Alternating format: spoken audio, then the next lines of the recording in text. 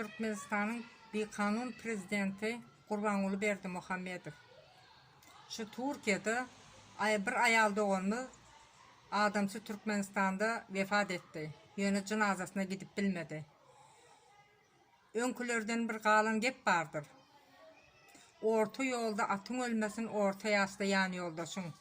Yöne sen boş kelle, bu zatlardan düşünmersin. Seldin senki dine haramlık. Sen arkada adam münasip değilsin.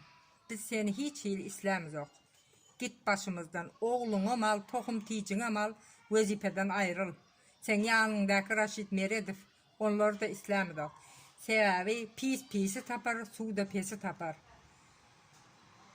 Ayal doğanımızın adamsına o dünyasında Allah rahmet eylesin diye mekan cennet olsun. Katı kıyınandık.